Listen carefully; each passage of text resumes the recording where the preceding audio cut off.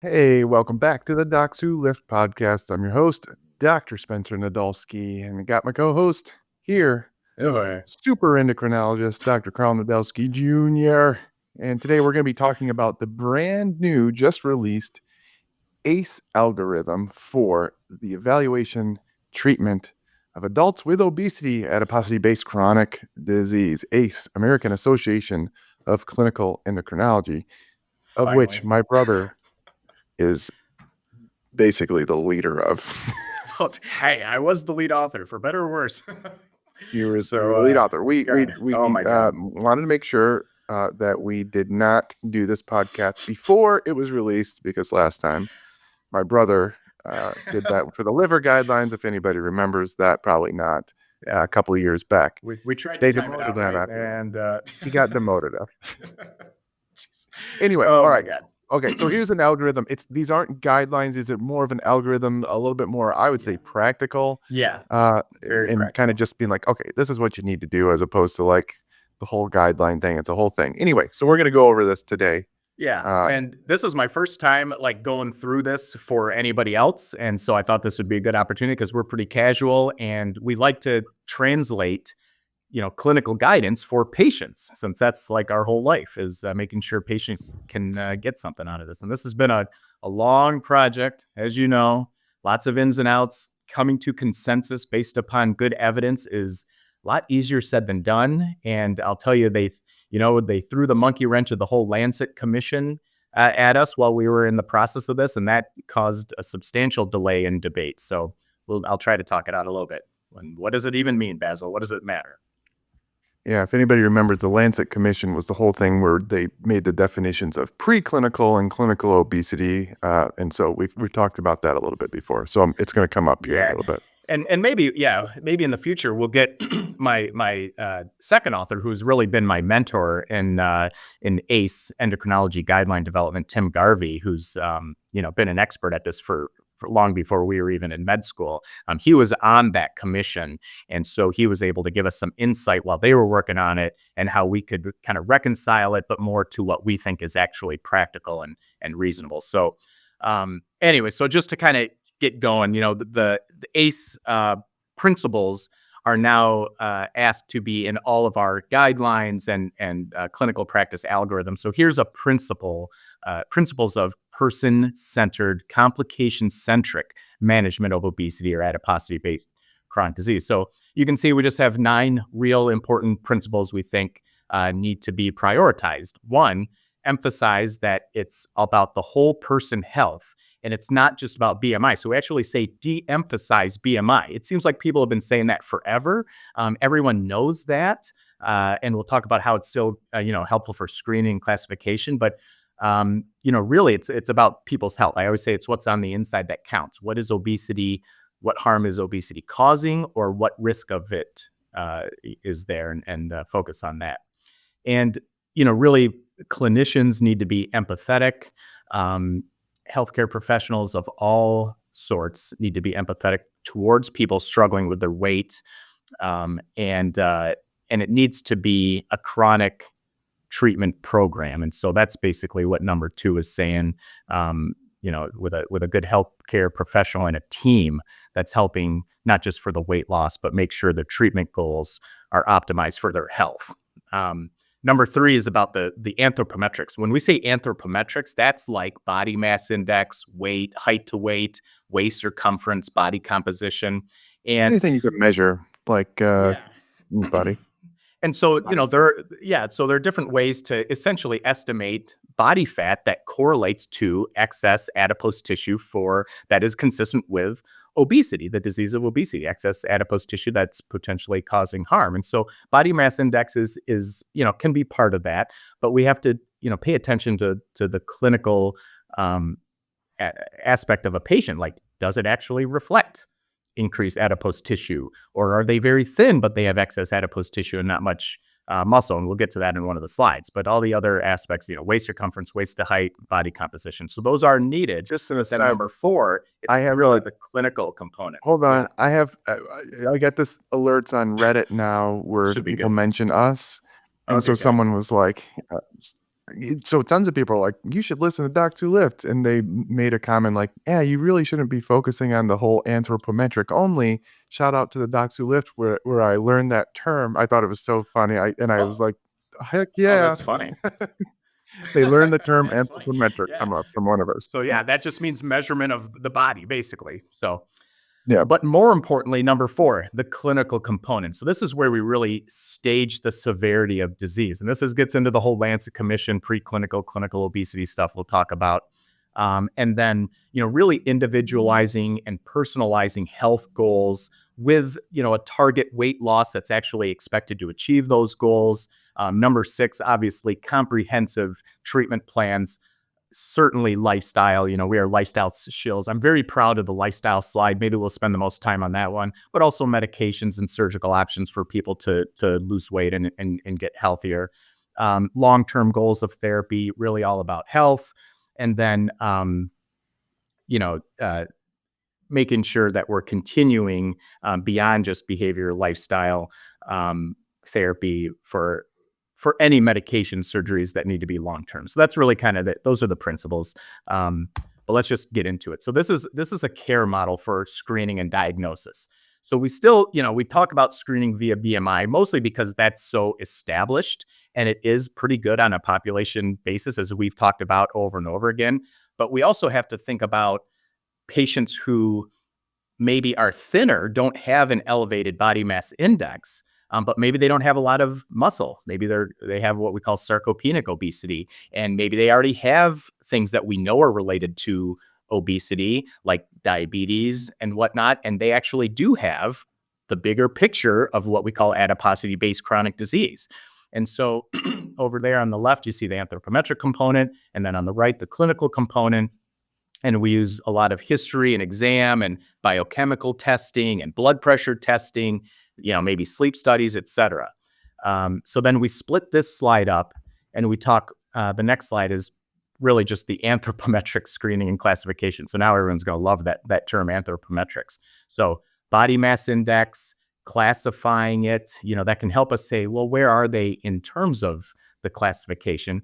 But really, we need to consider using more body composition techniques to confirm it, the clinical exam to confirm it, and then waist circumference. And we also added the waist to height ratio that's now being recommended more, like I think the European Association for the Study of Obesity and other parts of the world, because it's a pretty easy ratio to test and it's kind of consistent across the board of that 0.5. I don't know. What do you think of that? Because I don't specifically do that in all my patients. No, I don't But do I it. think it's So interesting. what I do like about this slide is that you go into the ethnicity differences. I think Mhm. that's really good because it doesn't seem like there's been one unifying guideline for this. Like you talk about the BMI of like over 25 in Mhm. the Asia Pacific region, and then that's for obesity, and then 23 to just under 25 for overweight. But then, yeah, you have the different waist circumferences there, the European, African, Middle Eastern differences um, compared to the United States, and then the Asian differences. I think that's great. The waist to height ratio. I mean, if anybody knows this in practice, there's doctors, nurse practitioners, PAs listening, MAs listening maybe, and Yeah. RN who maybe have said, "Hey," the doctor, like, "Can you start getting a waist circumference on people?" It's easier said than done. You have to be very careful. You got to go parallel to the floor. It's not where your umbilicus is, your belly button is. You actually have to feel the sides of your hips and feel where your hip bones, the top of your iliac crests are, and go directly around parallel to the floor, and that there can be a lot of variance there. And then you'd have to ideally your EMR would do a quick calculation. So That's what would be nice. Well, and I'll talk about the waist circumference measurements. So back when I gave this talk like 10 years ago when we first did this, I I had to learn about the different types of waist circumference measurements, and there have historically been two different ways to do it. So one is actually between the rib and the upper part of the yeah, iliac, and then mhm. one's at the top of the iliac. And so depending on the studies done, and so in the grand scheme of things, it almost doesn't matter that much unless we're trying to be very good about like the research. I think from a clinical perspective, it's still pretty good. You can go around. It doesn't Yeah. change that much when you go up and down, to be honest. Um, I'd like the EMR to calculate that waist to height ratio because I think that would be interesting to do more of in Yeah. actual practice. The data are there. I mean, it's pretty simple. It's like Makes zero point sense. 0.5 for everyone. So And it makes sense because yeah, you're storing it centrally. You're going to yeah. notice it in that waist to height ratio. Yeah, yeah. And so then that goes back to it's not just about BMI, right? So if someone Yeah. has a relatively low BMI, but we have concerns if they have these adiposity-based diseases like type 2 diabetes, dyslipidemia, insulin resistance, and then we do the waist circumference, but then the waist to height seems to be a little bit easier and simpler of a number to remember anyway. So that There's also the is body the disease. body roundness index. We haven't. Yeah, I think some of our Yeah. friends, the barbell medicine guys, were talking about that recently. Yeah. There's another Yeah. So calculation we'll you see, can but do. I think it needs more research to It's validate all a it. But similar concept yeah, though. yeah. It, So, it- anyways, that's that part. But the Lilly and I believe Novo both removed the BMI component from the their indication. indication, which uh, that's the thing for me now. There are some patients that come in with like a 23, 24, and they have these adiposity based Mm-hmm. chronic diseases along with it. And I'm looking at their waist and everything like that. And it's like, yeah, you got that disease of Yeah. obesity there, the clinical obesity. So Yeah. Well, I think it's a good one. yeah. So I think that's interesting. So especially think about those Asian populations who, maybe have a BMI of 23, very literally, but they Yeah. really do have the disease of obesity, or at least the adiposity-based chronic disease concept. And people might say, oh my God, we don't want to give them medicine to help them lose more weight. But actually, if you look at the studies done on these patients, and I'm talking about like for fatty liver specifically, for diabetes, weight loss, regardless of those BMIs for these Yeah. diseases, have the same benefits. And so, I mean, I remember I did a commentary or something back when they talked about the lean MASH, like the lean fatty liver. I was like, they're not actually lean. I hate that Yeah. word. And because they have adiposity-based chronic disease, so when they lost 10% of their weight, they fixed the stuff.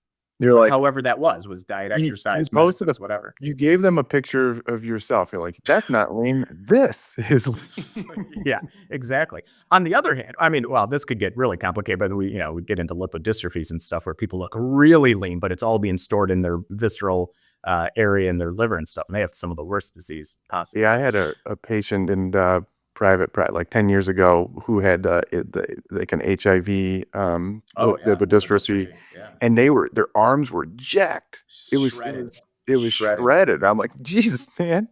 It was an Yeah, but interesting. probably pretty bad insulin resistance and maybe Yeah. high triglycerides and all the things. Yep. So, all right, so Exactly. anthropometrics, it really needs to be more of an exam and a personalized diagnostic approach. But more importantly, we would argue is the clinical component of the diagnosis. And this is really where we stage. This is kind of the ABCD staging that we have. And so to partly reconcile with the whole Lancet Commission, they really differentiated between obesity-related diseases and complications. And we argued back and forth about this. And this is where, I think we talked to somebody online recently about somebody presented a little picture of the Lancet Commission talking about preclinical obesity, clinical obesity, and one of the patients had, I think, Prediabetes. elevated weight, right? And prediabetes. Yeah. And because of the way that they divvied up the definitions in that Lancet Commission, it didn't really count as a complication, which doesn't make any sense. No. And because we know for sure that obesity-related insulin resistance, prediabetes is very treatable with weight loss. That's one of the earliest, most definitive things we know from the diabetes prevention programs. And so we decided as a consensus group to say, let's just combine these terms. Because when we stage the severity of obesity using the ABCD construct, it's all the obesity-related diseases and complications that matter. It doesn't have to be end organ damage the way they describe. And so this is a relatively simple concept without perfect exact parameters. And that's frustrating to people. But basically, if you have obesity anthropometrically, meaning excess adipose tissue, elevated waist circumference, whatever that is, but you absolutely do not have any weight related disease states that we know of yet, then that would be the stage 1. To us, that would be more of that preclinical obesity. You have obesity, you have the risk of it. It's not a benign state, so it still needs to be treated, but you don't have a severe state of the disease. On the other hand, if you have maybe relatively mild prediabetes, you have high triglycerides, low HDL, that's that dyslipidemia that we talk about, fatty liver, but you don't have high risk of fibrosis, you have mild sleep apnea, mild knee arthritis, all these things. We would say that's in a stage 2. Certainly needs to be considered a little bit more severe than stage 1.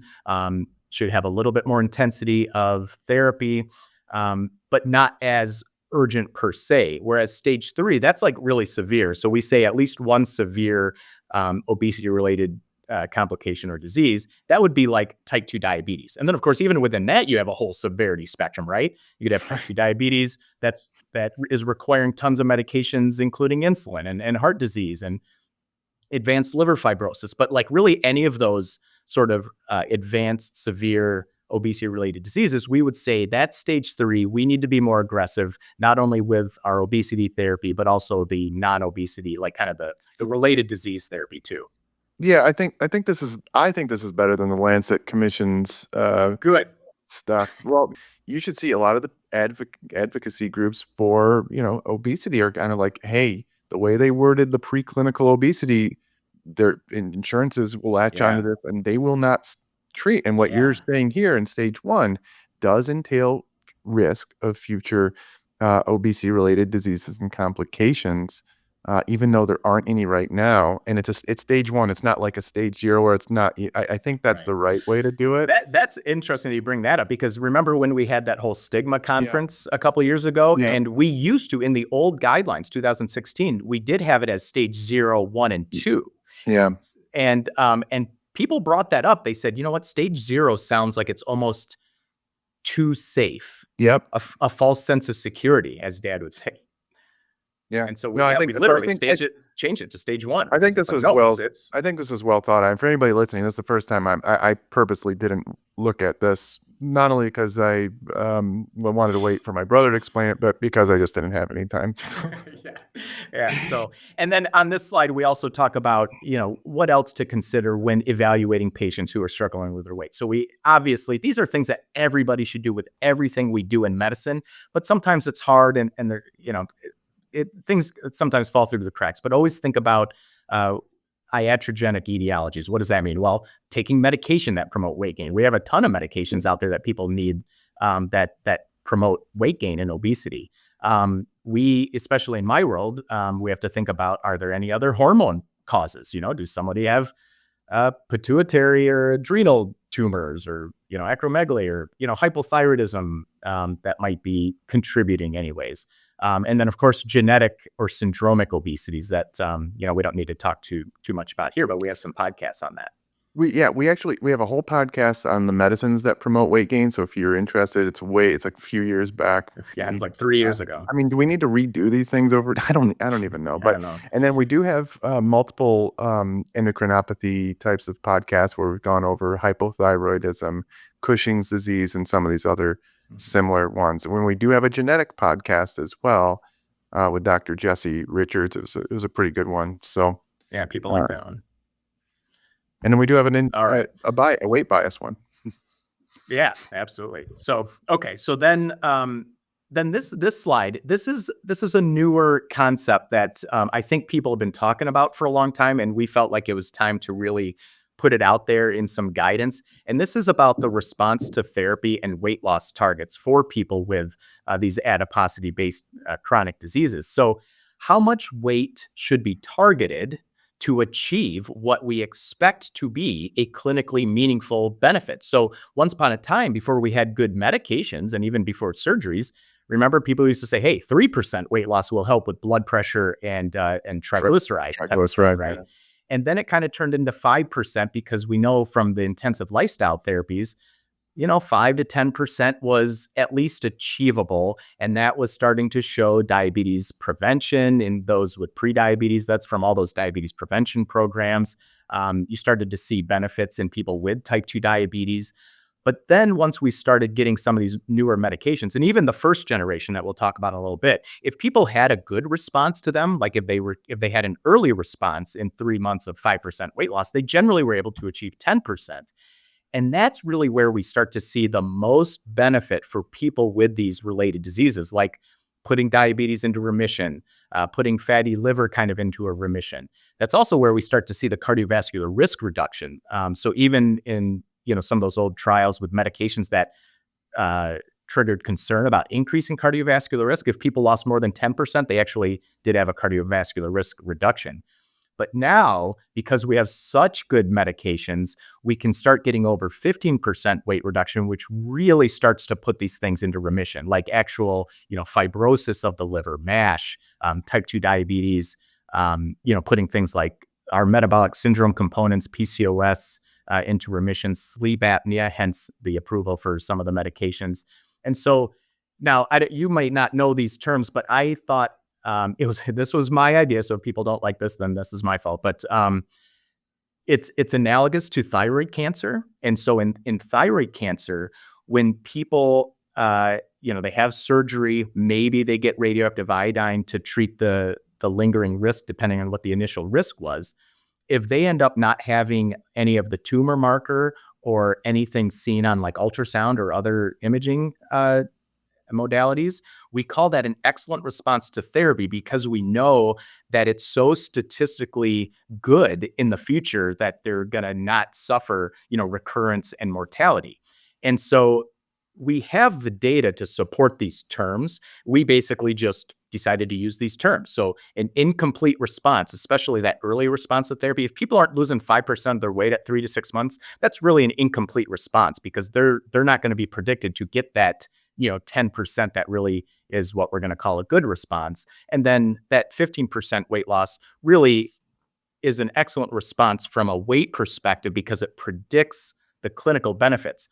But maybe more importantly than that, it's not just about the weight. So even if someone does lose 15% of their weight, remember, muscle has a lot of weight to it. We don't want people to lose their muscle that is metabolically very healthy. And so it may not always be perfect. So we have to also consider the clinical response to therapy, which is actually more important in what we care about. So we have both kind of the anthropometric, the weight loss response to therapy, and then the clinical response to therapy that really predicts long-term health outcomes. Yeah, I mean, I like this chart. I'm glad you guys included this, because you see this in some of the reviews, and then people put it in their slides, but it's never readily available Yeah. to then show for presentations. For what if I'm doing a presentation, I have to go find one of the stupid reviews that did this. So I'm glad this is in Yeah. a guideline, because this is nice. I mean, yeah, it shows. Yeah, like for example, we want to get them at least 10 to 15% to really get some Yeah. of these more severe complications improved. So I think it's good. Good job. Yeah. And then basically you just go down, and also this is where we start to get people off of other medications. So, people always say, oh, geez, this is a chronic disease. I might have to be on these medications forever. Yeah. But that's true. It is a chronic relapsing disease process. And so we might have to be on medications forever, but you might actually get off other medications. And that's always fun. In our world, we get to get people off of insulin all the time. And you're probably doing some of that. We reduce blood pressure meds all the time, it seems like. Yeah, I mean, this is my gripe against most telemedicine pill mill places, is that they'll just send you back to your primary care doctor who, you can't get in to see for 3 months. So now you have hypotension because you're on your Yeah. lisinopril and hydrochlorothiazide and amlodipine, whatever. That's what, we monitor it very closely. Are you having any dizziness? Because like Tirzepatide, I mean, people just, their blood Yeah. pressure start dropping quickly. So I Yeah. that's Because we're that's good. treating the root issue. And so, yeah, there's a plug for Spencer's online thing. If you're going to do an online pill mill or shot mill, find one that's actually comprehensive and actually is going to take care of the whole person. That's what you've tried to do with your online Right. efforts. And I we should just all started do. I do a lot of combo statins and ezetimibe. I'm like trying to Yeah. treat all the spectrum of it. As So you should. anyway, That's the right thing to do. These places that sleep all they do studies. is sell you prescriptions for weight loss meds. Yeah, That's not obesity medicine. we can get That's just people sleep money. studies now, Yeah, and it's good. pretty cool. Perfect. All right, here's my favorite slide. So this is where I was certainly the most passionate about because, we are always debating people online about nutrition and exercise and all the things for obesity therapy. And we know that nutrition is really the most important for weight loss per se, but that physical activity exercise is so incredibly important to incorporate for the health of the person. So, let's just talk about the nutrition aspect. See what you think of this, because this is like our bread and butter, no pun intended. And so, we really prioritize that you have to find a way, no matter what the strategy is, to create some sort of energy deficit or a reduced calorie diet while trying to maintain the best dietary quality you can. So that's like the first and foremost important thing. And, we talk about in the actual text, we have the different healthful meal patterns. So we have dietary patterns that are healthy, but also translate into potentially causing an energy deficit, like a Mediterranean diet, minimally processed foods, nutrient dense foods. Um, we say limit energy dense foods and beverages. I will tell you that the one thing I tell everyone, and I know you do too, is please don't drink your sugary calories. That's the one thing we tell you not to do. Everything else we can kind of personalize and use all these evidence based nutrition strategies to come up with an individualized plan. Um, but we can do low carb, we can do low fat, we can do a little mixture of both. We know meal replacement strategies have some of the best, most robust, definitive data for weight loss and like diabetes remission type stuff. We can do types of intermittent fasting. We can do time restricted feeding. We can have caloric plans for people. People can count their calories, but we can mix and match and do all of these things together. None of that likes to get any traction online and social media because you have to have an extreme uh, push to make any money. But really, they all actually have data behind them, and we can mix and match them for all individual patients. Yeah, I mean, What are your thoughts on that? I don't see anything unreasonable about that. That's kind of just like Yeah, giving very, uh, very, very like reasonable very reasonable. evidence-based Yeah, recommendation for nutrition, which yeah, we all know is the most important part of yeah. reducing one's weight. And then to be cliche for the Docs Who Lift podcast, we get to the physical activity over here on the upper right hand training. And so we have a whole text section about this, but incorporating aerobic activity, resistance training, and breaking up or reducing sedentary behavior. And you'll see the little asterisks by the resistance training because we all agreed that we need to shift exercise prescription historically to focus and prioritize strength training because, especially with the medications and surgeries we have that help people lose weight now, we really, really, really want to prioritize maintaining, maybe even gaining for some people who've never done it, muscle mass because muscles are essentially like our little metabolic health factories. We have to optimize them, maintain them, use them. And get them as big and strong and healthy as possible.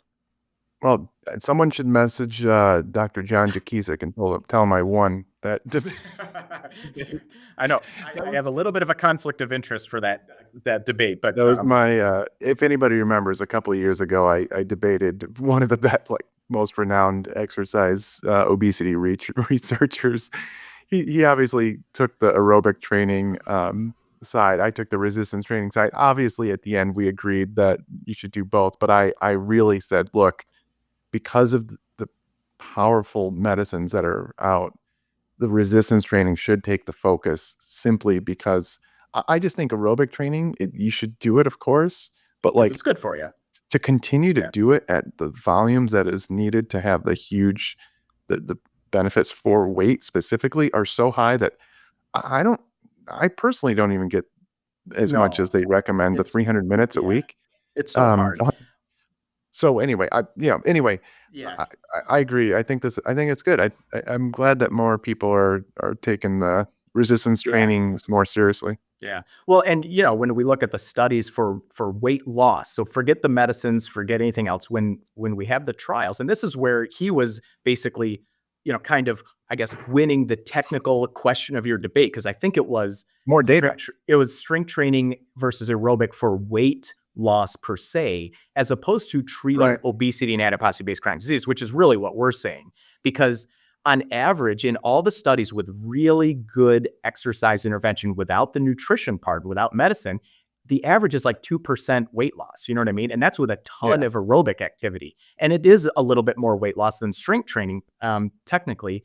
But again, that's a weight centric approach. And we care about the And overall health of the yeah, person. and only looking at exercise, mind you, Yeah. because, like, if you Yes. look at the total picture, it's like, "Whoa, hold on a second, because we're not assuming that you're gonna use your exercise to help people lose a lot of weight. It's gonna Right. be a little bit beneficial, Yeah. but It's not The Biggest Loser with Jillian Michaels. no. No, my god. All right. And then of Alright, course, go to sleep. sleep's the unsung hero, I think, of lifestyle medicine. Sleep is so important, ranging from sleep habits, sleep hygiene, to obviously when we're talking about obesity, obesity related obstructive sleep apnea, because if you have that that's not treated, you feel like garbage. It causes you to, have functional hypogonadism, low testosterone, etc. And so sleep has to be prioritized. I always tell patients, I don't have necessarily a magic wand for it, but we have to work on our sleep habits, our sleep hygiene, get sleep studies if necessary, and really Well, focus on that, I think. another reason to screen Menopause, for by the way, menopause hot flashes, because that's all the so many time. of my patients, it's like nobody asks them. I'm like, "So are you Yep, sleeping okay? Are you having yep, oh, yeah, like you mentioned it. My sleep's terrible." I'm like, "Oh my god." all the time. It's a big deal. Yeah. So I think Absolutely. it's good. Shout out if anybody has troubles with sleep and needs help, you should follow my friend, sleep doctor Shelby. Shelby, yeah, She's my personal cognitive behavioral therapy, sleep doctor. Very good. God. So check her out And let's be clear, you need that cognitive behavioral sleep therapy. well, I just need cognitive behavioral therapy in We all general. do. God, that's great. And then behavioral therapy just in general. So we got to think about people's mental health. We know that like obesity and diabetes come with a lot of mental health potential complications, and so we need to make sure we're supporting people's behavioral adherence. Uh, you know, in all those ways, but also paying attention to their mental health. It's very important. Disordered eating too, the internalized weight bias we've talked about. I have people every day. I just had a patient today. She said when we first met, I talked about the pathology of obesity, and I told her, because she basically was blaming herself. I was like, well, it's not your fault; it's the biology. And she has held on to that and said, wow, that really makes me feel better. And now she's on therapy and she's doing great and she's so happy. Yeah, So that stuff. We just hired a psychologist too because we just see so many issues, and yeah, I'm not a trained psychologist. I'll no, try to help, and our dietitians are amazing, but they're not trained psychologists yeah, either. So it's I think that's good. Also, monitoring. I think this is something good to monitor whenever patients come in, even when they're on the medicines. They're not even coming to see you right, for that. It's just it's yeah. you'll see all sorts of different things. Absolutely. All right. And so then we get into the medications, and this is we're the first ones to really start putting in these hierarchies of preferred medications for people with specific weight related diseases based upon the evidence thus far. Of course, very literally at the same time this was published, we have all these new publications coming out, the European Association for the Study of Diabetes, and pretty soon the Surpass cardiovascular outcome trial will actually be published. Of course, that's in diabetes specifically, but the basics of this, if you look up at the top, so people with prediabetes, metabolic syndrome, and the goal of really preventing hyperglycemia, diabetes, obviously the best medications that have the most robust evidence are the Tirzepatide, Semaglutide, GLP-1 receptor agonists. And then we have really good data for liraglutide, which was kind of the OG GLP that was approved for obesity, kind of like Victoza, Saxenda, but also the Phentermine topiramate that I think not enough people utilize these days. It's really, for right now, the best oral form of weight loss medication we have, and it has pretty good diabetes prevention data. And even the old Orlistat, which now it seems like we only use to help people with their I got a lot of constipation. I got a lot of patients on Orlistat for constipation Yeah, I know. secondary to GLP. It's kind of like it's like only obesity We need specialists to use this can for we that. please get who's making this stuff? We gotta talk to the company making and see if we can do an Yeah, RCT. yeah, it's yeah. Please. I know that's a good. Yeah, let's do it. They're not going to. And then, of course, if you have type 2 diabetes, obviously very, very similar. But basically, all the medicines have some good benefits. Obviously, with Tirzepatide, Semaglutide having not only just the weight loss benefits, but very, very robust glycemic benefits and kind of comprehensive benefits. If you look over to the left, when we say MACE prevention, that's major adverse cardiovascular events. Semaglutide and liraglutide, as of the publication for this, have the established data to show that it's beneficial. Semaglutide specifically in obesity with established heart disease showed a reduction in events. And we sure think that now with the SURPASS cardiovascular outcome trial, comparing it to its predecessor of Trulicity and type 2 diabetes, having similar, if not better benefits, we could start to include that in there. We have really good data for the fatty liver, the metabolic associated steatohepatitis, and especially if they have fibrosis, the Tirzepatide and Semaglutide. Semaglutide is actually now approved for that indication. I expect Tirzepatide will at some point too. The blood pressure lowering, kidney disease, Semaglutide, Tirzepatide have the most benefit for those. We have the heart failure data in Semaglutide, Tirzepatide.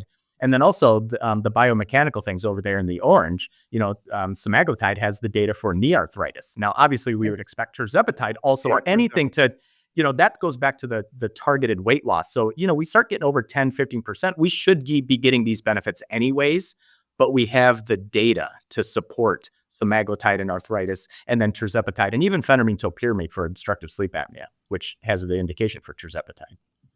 Yeah. Cool. No, this looks good. All right. Okay, moving on.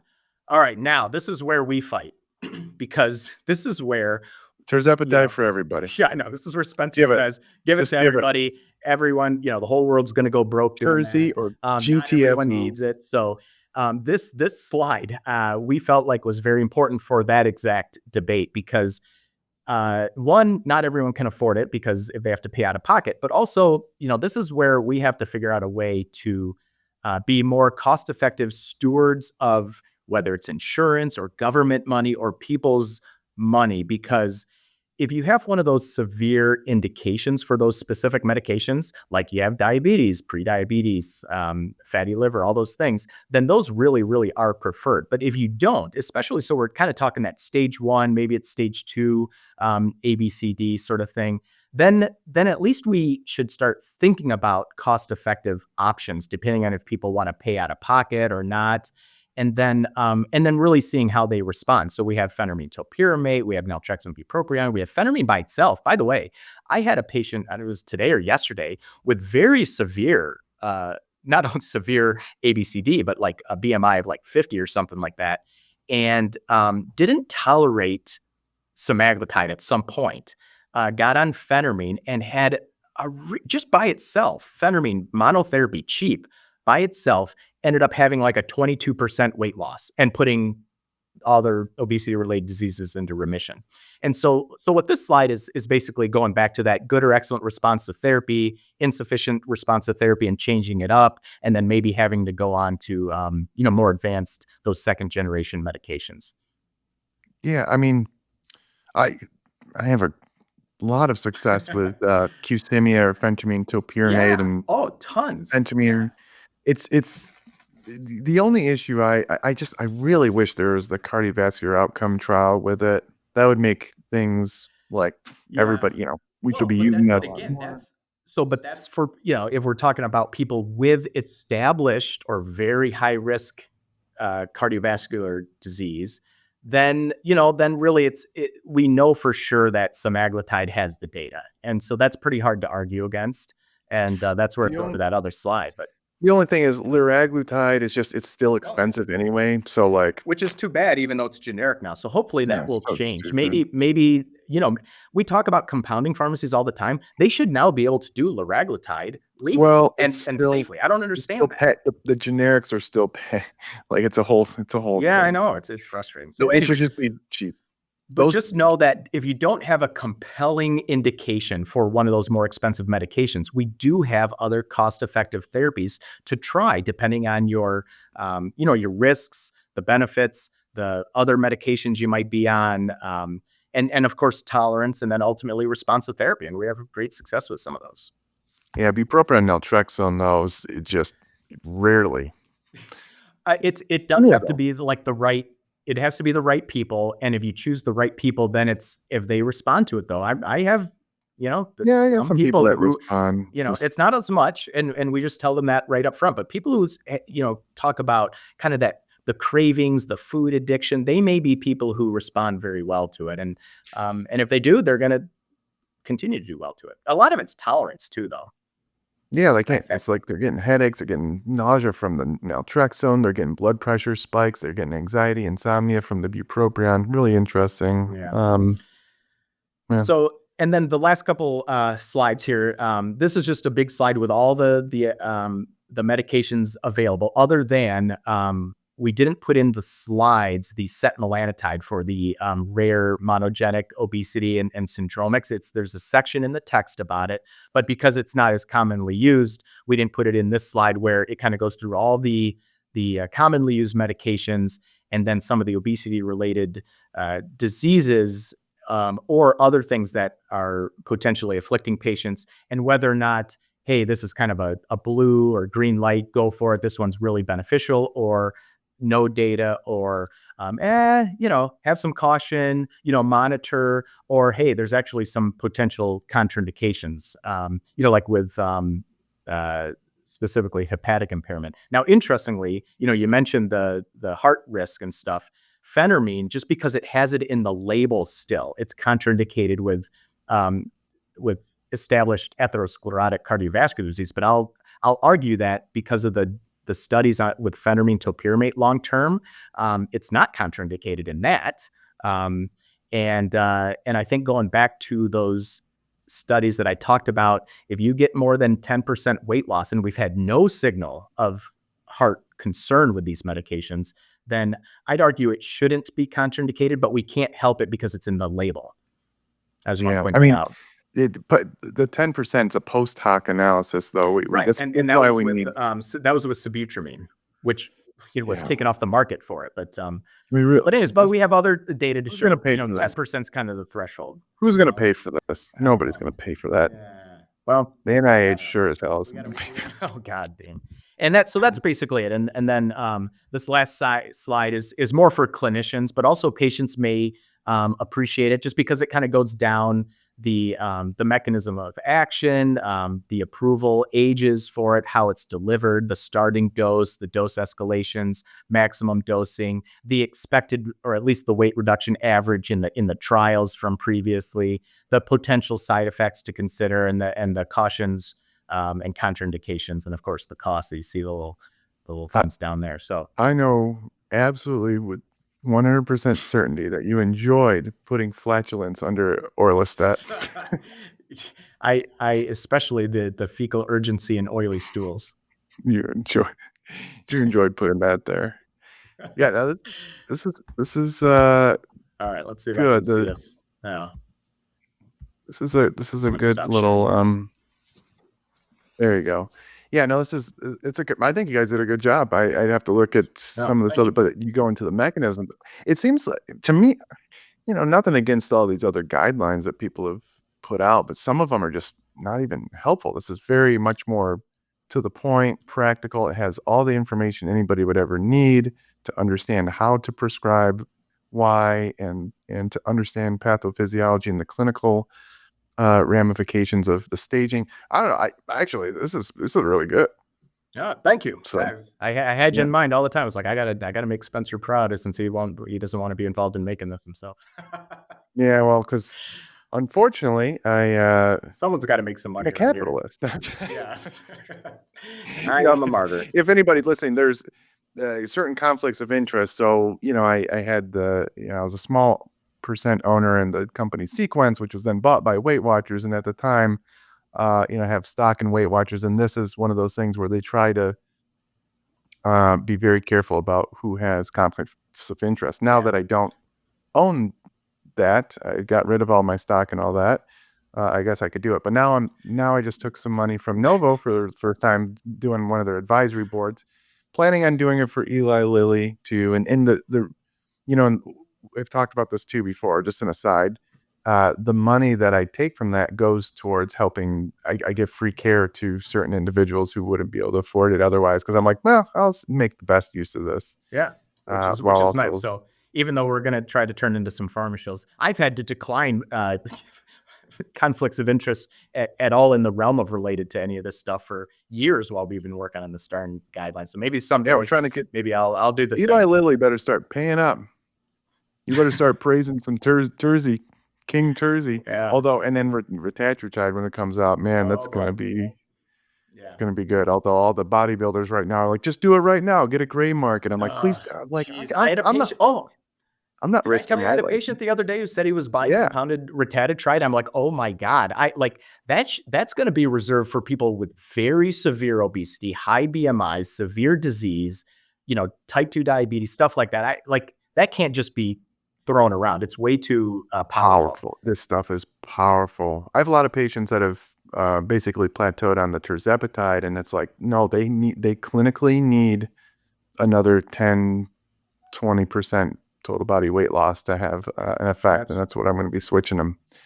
So, yeah, well, thanks for going over this. This is very yeah, good. If anybody is interested in like the doctor, any doctors that are listening to this, nurse practitioner, anybody's practicing medicine, patients, I would just take away from this that like, hey, if you want to find a comprehensive understanding of how obesity is treated, this is a very good algorithm, and it kind of goes through like the whole complicated, all this clinical stuff that we talk about. It actually seems to be everything we yeah, talk about in one yeah. document. Yeah, and maybe the lifestyle slide would be something that patients would actually be able to look at and understand. Oh, there are lots of different ways I can do my diet and exercise and prioritize strength training and all that stuff. So hopefully it's patient I'm gonna friendly. take this, put it into a little ebook, and sell it for $10 each. I know you. What we should do is we should like basically let AI turn this into a patient friendly version. That's what I actually would like to do that Yeah, actually, you somehow. could do that. You Um, could have uh, Claude do it, yeah, Jet yeah, GPT, and then Claude kind of clean it up, and yeah. then have a graphic designer with that's AI as well. Just make it Yeah. very I cool. did I All right. did hear about this morning about how AI is going to take over in a few years, and there's a chance that human race is going to be wiped out. So, Terminator. Everyone needs to watch Terminator. Yeah. No. Yeah. Well, I think everybody knows. So, all right. I look forward to that Oh day. God. Here's our outro, everyone.